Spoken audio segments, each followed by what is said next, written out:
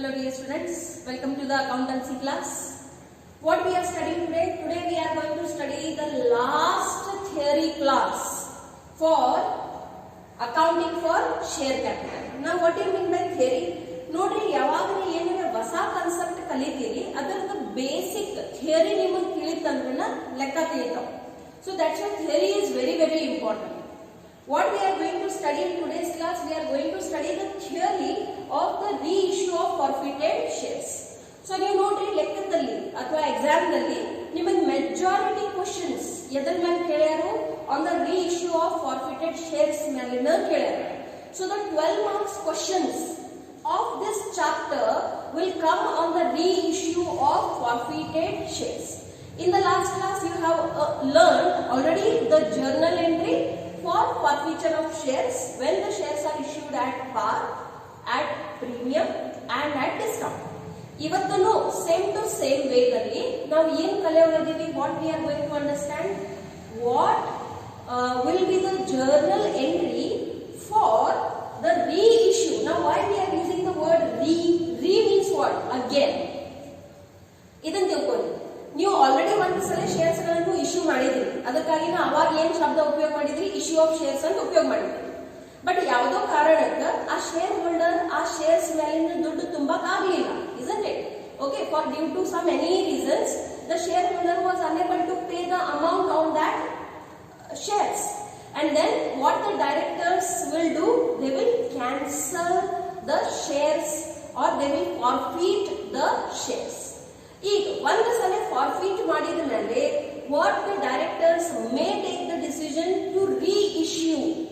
Now these are the shares which have been already issued once and they are issuing it for the second time, and that's why we use the word reissue. So ಈ ಶಬ್ದದ ವ್ಯತ್ಯಾಸ ನಿಮಗೆ ತಿಳಿಬೇಕು. Issue of shares ಅಂದ್ರೆ ಏನು, ಯಾವಾಗ first time issue ಮಾಡಾಕತ್ತೀವಿ. Reissue ಅಂದ್ರೂ ಅಲ್ಟಿಮೇಟ್ಲಿ ಅದು ಏನಾಗಿರ್ತೈತಿ, ಫಾರ್ಫಿಟೆಡ್ ಶೇರ್ಸ್ ಸಲುವಾಗನ ಇದು ಪ್ರಕ್ರಿಯೆ ನಡೆಯಾಕತ್ತಿ. Okay, so let us understand the theory first. Now you might be seeing that the whole screen is all about words. ಎಷ್ಟು ಪಾಯಿಂಟ್ಸ್ ಅದಾವ ಇಲ್ಲಿ ನೋಡ್ರಿ, 5 ಪಾಯಿಂಟ್ಸ್ ಅದಾವ. each and every line is very important. So slowly and steadily I am going to explain each and every line. My dear students, make sure you understand each word written in this slide. ಮೊದಲನೇದು ಏನು ಗೊತ್ತಾ, the forfeited shares can be reissued by the company. Why we are using the word can be, not will be, because ultimately it is the will and wish of the directors. reissue ಮಾಡಬೇಕು ಅಂತ ಪ್ರತಿಬಂಧ ಇಲ್ಲ, ಅವರಿಗೆ ಇಚ್ಛೆ ಇತ್ತು ಅವರು reissue ಮಾಡಬಹುದು, otherwise they can do whatever treatment they want. Okay, the forfeited shares can be reissued by the company.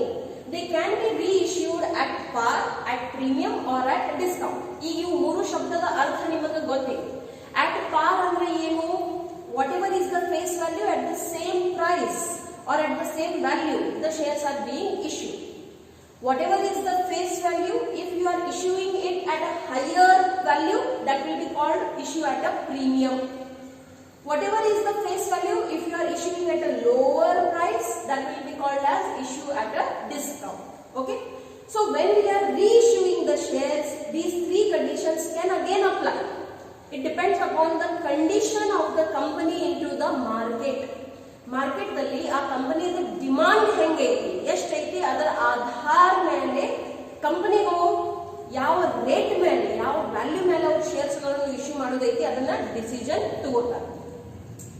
Normally the forfeited shares are reissued as fully paid. Understand this.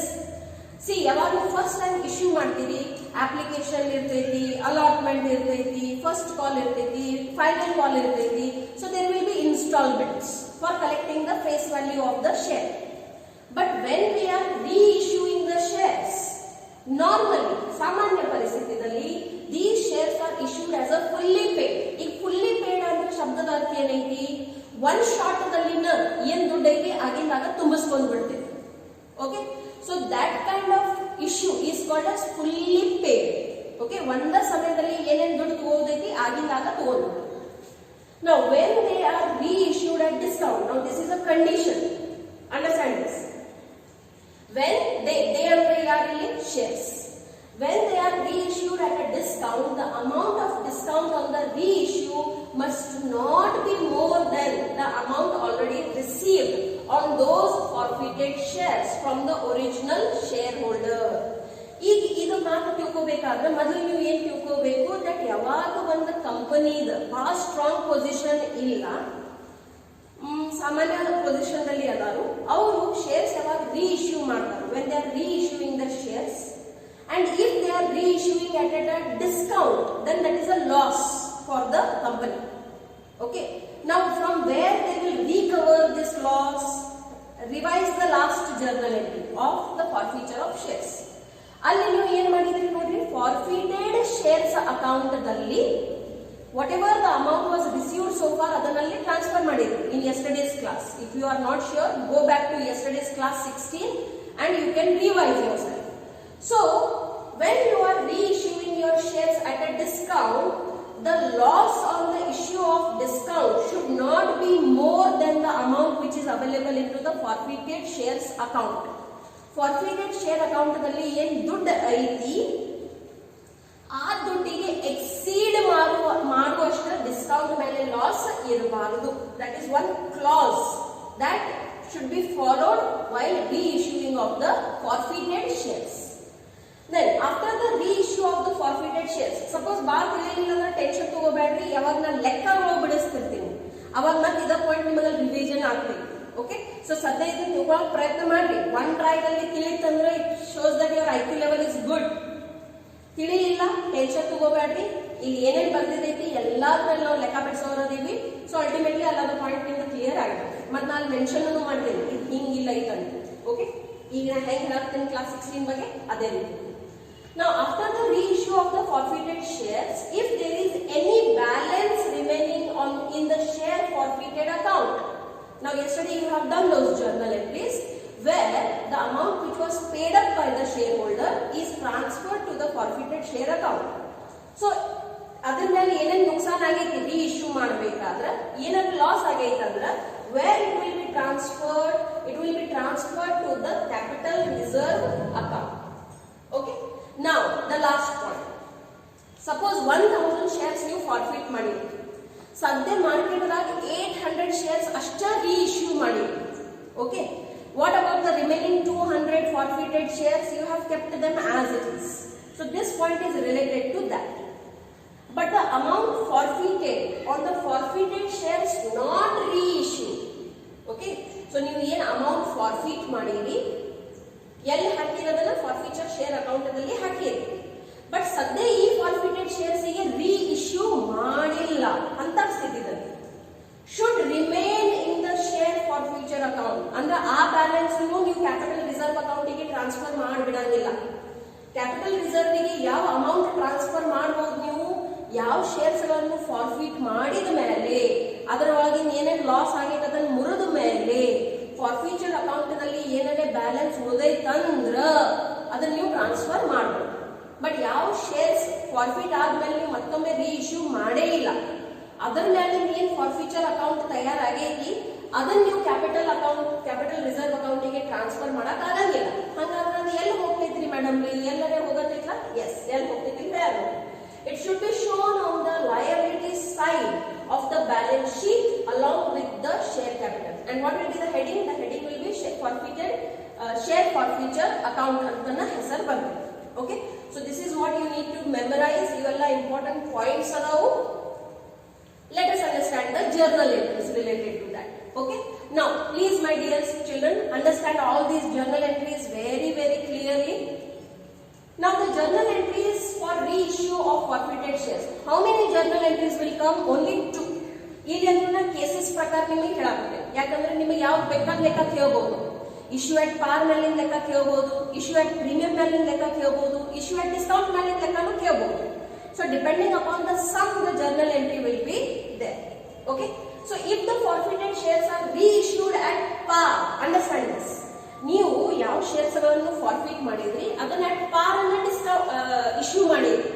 Okay, in that situation what will happen? Bank account will be debited for the amount that you have received from the new shareholder. ಯಾರಿಗೆ ನೀವು ಹೊಸ shares ಗಳನ್ನು issue ಮಾಡಿರಿ, reissue ಮಾಡಿರಿ, ಅವ್ರು ಏನ್ ಕೊಡ್ತಾರೆ? ನಿಮಗೆ ದುಡ್ಡು ಕೊಡ್ತಾರೆ. Okay, so that will be debit. ಈ ದುಡ್ಡನ್ನು ಎಲ್ಲಿ ಹಾಕ್ತೀರಿ? ಡೈರೆಕ್ಟ್ಲಿ ಶೇರ್ ಕ್ಯಾಪಿಟಲ್ ಅಕೌಂಟ್ ನಲ್ಲಿ ಹಾಕ್ಬಿಡ್ತೀರಿ. ಯಾಕಂದ್ರೆ ಇದು ಒನ್ ಶಾಟ್ ದಲ್ಲಿ ಅಮೌಂಟ್ ಬಂದಿರ್ತೈತಿ. ಇಲ್ಲಿ ಯಾವ share application, first call, final call ಅಂತ ಏನೂ ಇರಂಗಿಲ್ಲ. ಈಗ ನಿಮ್ ಕಡೆ ಏನ್ ಫಾರ್ಫಿಟೆಡ್ ಶೇರ್ಸ್ ಅಕೌಂಟ್ ದಲ್ಲಿ ದುಡ್ಡು ಇತ್ತು ಇನ್ ದ ಪ್ರೀವಿಯಸ್ ಎಂಟ್ರಿ, ಯಾವಾಗ ನೀವು ಮಾಡಿದ್ರಿ ಫಾರ್ಫಿಚರ್ ಆಫ್ ಶೇರ್ಸ್ ಏನ್ ಜರ್ನಲ್ ಎಂಟ್ರಿ ಮಾಡಿದ್ರಿ, ಆ ದುಡ್ಡಿಗೆ ನೀವು ಏನ್ ಮಾಡ್ತೀರಿ? ಇಲ್ಲಿ ಡೆಬಿಟ್ ಅನ್ನು ಹಾಕ್ಬಿಡ್ತೀರಿ. ಅಲ್ಲಿ ಏನ್ ಬಂದಿತ್ತು? ಕ್ರೆಡಿಟ್ ಬಂದಿತ್ತು. ಇಲ್ಲಿ ಏನ್ ಬಂದ್ಬಿಡ್ತೈತಿ? ಡೆಬಿಟ್ ಬಂದ್ಬಿಡ್ತೈತಿ. This will be a transferring entry.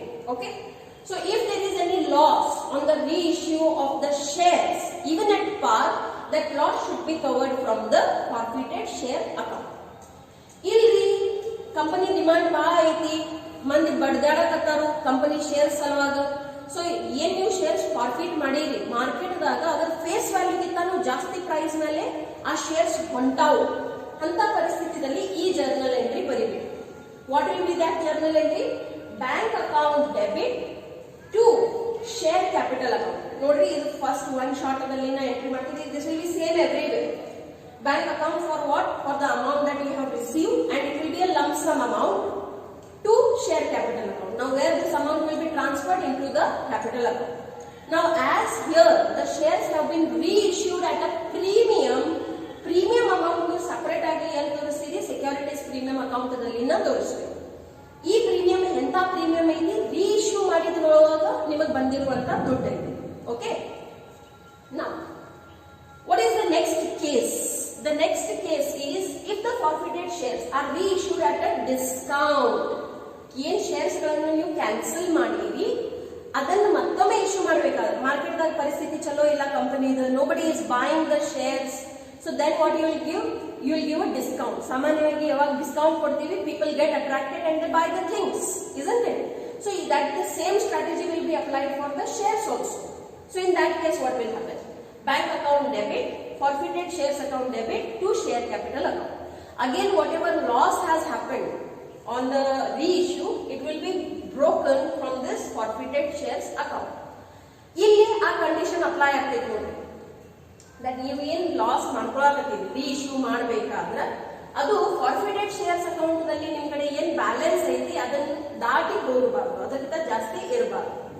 ನಾವು ಇದೇನ್ ಇದಕ್ಕಿಂತ ಮೊದಲು ನೀವು 3 ಜರ್ನಲ್ ಎಂಟ್ರೀಸ್ ಮಾಡಿದ್ರಿ ನೋಡಿದ್ರಿ, ಪ್ರತಿಯೊಂದು ಲೆಕ್ಕದಲ್ಲಿ 3 ಎಂಟ್ರೀಸ್ ಬರ್ತಾವು no.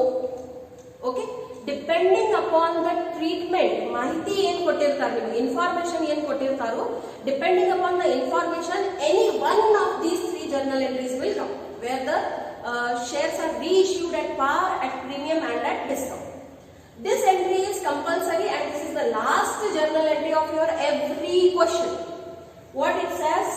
Entry for transfer of balance of forfeited share account. ನೀವು ಫಾರ್ಫಿಟೆಡ್ ಶೇರ್ ಅಕೌಂಟ್ ನಲ್ಲಿ ಎಲ್ಲ ರೀಇಶ್ಯೂ ಆದ್ಮೇಲೆ ಲಾಸಸ್ ಗಳನ್ನು ಕವರ್ ಮಾಡಿದ್ಮೇಲೆ ಏನಾದ್ರೆ ಬ್ಯಾಲೆನ್ಸ್ ಉಳಿತಂದ್ರ ನೀವು ಅದನ್ನ ಎಲ್ಲಿ ಟ್ರಾನ್ಸ್ಫರ್ ಮಾಡಬೇಕು? ಕ್ಯಾಪಿಟಲ್ ರಿಸರ್ವ್ ಅಕೌಂಟಿಗೆ ಟ್ರಾನ್ಸ್ಫರ್ ಮಾಡಬೇಕು. ಅಂಡ್ ದೇರ್ಫೋರ್ ಅದರ ಜರ್ನಲ್ ಎಂಟ್ರಿ ಏನ್ ಬರ್ತೈತೆ ನೋಡ್ರಿ, forfeited shares account debit to capital reserve account. Okay, so ಇಲ್ಲಿ ಈ ಪಾಠದಲ್ಲಿ ನಿಮಗೆ ಸಂಬಂಧ ಬೀಳುವಂತ ಎಲ್ಲಾ ಜರ್ನಲ್ ಎಂಟ್ರೀಸ್ ನ ಹೇಳ್ಬಿಟ್ಟೇನೆ. ಇನ್ನು ನಾ ಏನ್ ಕಲಿಸ್ಬೇಕು ನಿಮಗ, ಎಷ್ಟೆಷ್ಟು ಜರ್ನಲ್ ಎಂಟ್ರೀಸ್ ಕಲ್ತೀವಿ ಅವು ಎಲ್ಲಾ ಜರ್ನಲ್ ಎಂಟ್ರೀಸ್ ಒಂದ ಲೆಕ್ಕದಲ್ಲಿ ಇರುವಂತ ಲೆಕ್ಕಗಳನ್ನು ನಾವು ತಗೋಬಹುದು.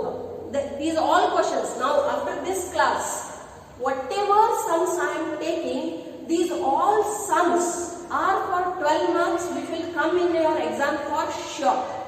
ಬಟ್ ಇದಕ್ಕಿಂತ ಮೊದಲು ನಾವು ಎಷ್ಟು ಲೆಕ್ಕ ಬಿಡ್ಸೀವಿ, ಸಪೋಸ್ ನಿಮಗೆ ಅವ ಬರಾಕತ್ತಿಲ್ಲ ಅಂದ್ರೆ ಇದ್ರ ಮುಂದಿನೂ ನಿಮಗೆ ಬರಂಗನೇ ಇಲ್ಲ, ಗಂಟು ಹಾಕೊಂಡ್ ಬಿಡ್ರಿ. ಸೊ ಅದಕ್ಕಾಗಿ ಇಟ್ಸ್ ನೆಸೆಸರಿ ದಟ್ ಡೇ 17 ಗಿಂತ ಮೊದಲು how many classes, how many sums R covered? 30 sums R covered. C ಆ ಆಲ್ 30 ಸಮ್ಸ್ ನಿಮಗೆ ನೋಡ್ಲಾರ್ದು ಬರ್ಬೇಕು. ಆ 30 ಸಮ್ಸ್ ನಿಮಗೆ ನೋಡ್ಲಾರ್ದು ಬರಾಕತ್ತಾವ ಅಂದ್ರೆ ಇನ್ನು ನಾ ಏನು 20 ಸಮ್ಸ್ ನಿಮಗೆ ಹೇಳ್ಕೊಡ್ತೀನಿ. ಸೊ ಟೋಟಲಿ 50 ಸಮ್ಸ್ ಹೇಳಿದ ಮೇಲೆ ನಿಮಗೆ ಈ ಪಾಠ ಬರ್ಲಿಲ್ಲ ಅಂದ್ರೆ it's your mistake. Okay, not your teachers mistake. So yes, that's it.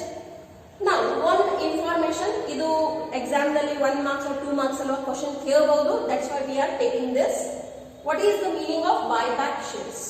Now see, when a company forfeits its shares, it may happen that when a company purchases its own shares, company cancel ಮಾಡಕತ್ತಿಲ್ಲ. Okay, market ದಾಗಿದ ಅದರದನ್ನ company ಇಂದ ಏನ್ ಮಾಡಕತ್ತಿ ಅದ್ರ shares ಖರೀದಿ ಮಾಡಕತ್ತಿ. Understand? The more number of shares you have, the more ownership and decision making rights you have. So when a company purchases its own shares, it is called as buyback shares. ಈಗ ಇದು ಯಾವ ಪರಿಸ್ಥಿತಿಯಲ್ಲಿ ಮಾಡಬಹುದು, it is important. Section 68 of the Companies Act 2013 provides that the company can buy their own shares from either of the following sources. First, existing equity shareholders on proportionate basis. Okay, ಯಾರು existing share holders ಅದಾರು ಅವರಿಗೆ request ಮಾಡಿ ಅಥವಾ ಯಾವುದೇ ಒಂದು ರೀತಿಯಿಂದ ಅವರಿಗೆ convince ಮಾಡಿ they can buy the shares from the existing shareholders, or they can buy their own companies share from the open market. Open market ಯಾರು ಐತಿ? Share market. Okay, so share market ಆಗಿಂದ ಅವ್ರು ಏನ್ ಮಾಡಬಹುದು, ಸ್ವಂತ company ಇದನ್ನ shares ಖರೀದಿ ಮಾಡಬಹುದು. That process it self is called as buyback shares. ಇಲ್ಲ ಆಟ್ ಲಾಟ್ ಶೇರ್ ಹೋಲ್ಡರ್ಸ್ ಕಡೆಯಿಂದನೂ ಅದು ಖರೀದಿ ಮಾಡಬಹುದು. ಹಳಿ ಮೊದಲಿಂದ ಸ್ಟಾರ್ಟ್ ದಿಂದ ಅದಾರು ಬಿಸ್ನೆಸ್ ಅಲ್ಲಿ ಅವರಿಗೆ ಹೇಳಿ ಕನ್ವಿನ್ಸ್ ಮಾಡಿ ಅಥವಾ ಏನಾರ ಕಾಂಪೆನ್ಸೇಷನ್ ಕೊಟ್ಟು ಅವ್ರ ಕಡೆಯಿಂದ ಏನ್ ಮಾಡಬಹುದು, ಶೇರ್ಸ್ ಗಳನ್ನು ತಗೋಬಹುದು. ಬಹಳಷ್ಟು ಕಂಪನೀಸ್ ಅಲ್ಲಿ ಕಂಪಲ್ಸರಿ ಅವ್ರ ಎಂಪ್ಲಾಯೀಸ್ ಅವರು ಶೇರ್ಸ್ ಗಳನ್ನು ಕೊಡ್ತಾರು. Okay, so then the employees of the company, if they are having that shares, the company can pay them the money and they can buy the shares from their employees itself. Okay, so these are the sources how a company can buy back the shares which are given into the section 68 of the Companies Act 2013. Okay, so with this the complete theory of accounting for share capital is over. ಇದರ ಮುಂದೆ ನಾವು ಬರೇ ಲೆಕ್ಕ ಬಿಡಿಸಾಕತ್ತೀವಿ. So from here I am going to teach you maximum 20 questions. Okay, that too I am not sure 20 or 10 maybe. Okay, so depending upon the time limit that I have, but yes, you have to solve your question bank and you have to submit your book as soon as possible. Okay, so yes, we shall continue in the next class.